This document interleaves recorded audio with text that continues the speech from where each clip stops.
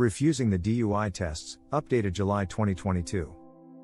Refusals are a whole subsection of DWI law on their own. Someone who refuses the breath or blood test will need to have a DMV hearing within 12 days of their refusal and arraignment, and the clerk of the court will inform you about the notice for a refusal hearing at the arraignment. It is possible to get your license back at the arraignment. Your license will be suspended at the arraignment, but you may be able to get it back when you go to this hearing if the police officer does not show up. You are then free to drive, and you will have your full driving privileges back until the second hearing. The police officer will usually not show up at the first hearing, which is why you should definitely attend and be represented by an attorney so that you can get your full driving privileges back. You might need to join certain programs to get your license back. The other issue will be the court. You will get a 1-year license revocation and have to pay to get your license back if you lose at the hearing or if you default and do not attend. After that license revocation, if you plead guilty to a driving while ability impaired or driving while intoxicated charge, you will get the DDP, Drinking Driver Program, under the terms of your plea. You will be able to have a conditional driver's license even if you lose this hearing or default on the hearing and your license is revoked. However, you will not be able to have a conditional driver's license if you do not take DDP.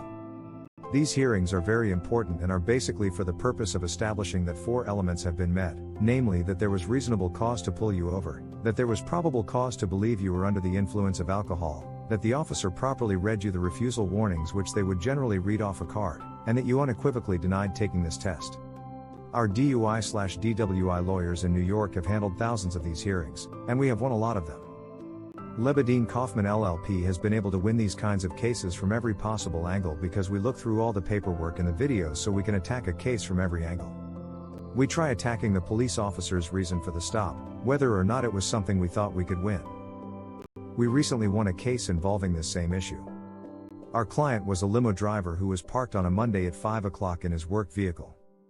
He was parked standing in front of a fire hydrant and the police officer's reason for pulling him over was that he was illegally parked in front of a hydrant, so the officer wrote him a ticket.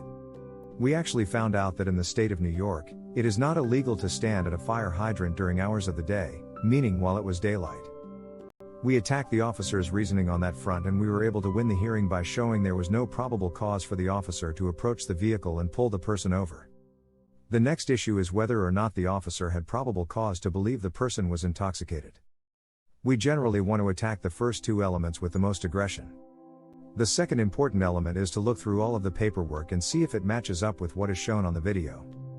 The things that officers fill out on the paperwork are often just perfunctory: bloodshot or watery eyes, flushed face, messed up clothes, and the strong smell of alcohol, but then the video will show them filling out the paperwork, and the scenario would be completely different.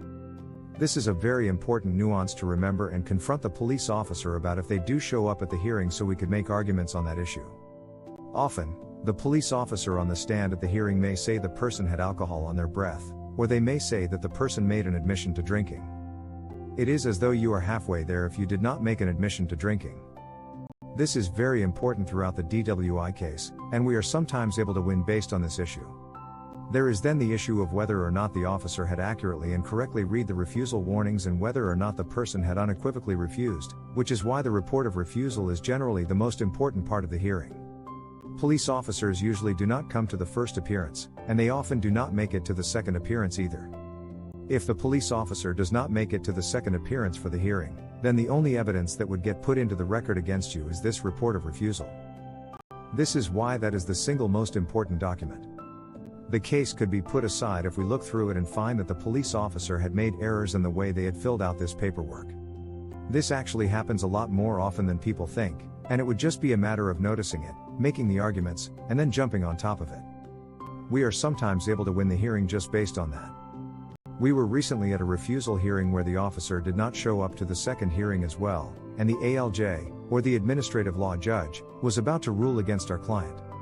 However, we then got the documents and noticed the way the police officer had filled it out. The officer had never actually put the word "no" in the section where it asked whether the defendant had unequivocally said he would not take the test. We were able to win the hearing because of arguments we made based on just that, because that was the only thing on the record. Things like this happen all the time, and it can be very detailed when it comes to these refusal hearings. That is why you should fight tooth and nail if your license was revoked, because a revoked license would generally have a very large impact on you. You also have to pay a lot of money to get your license back, your insurance will go up, and you will feel the impact of that for a long time. Call our DUI attorneys in New York today at 646-663-4430 to learn more about how we can help you.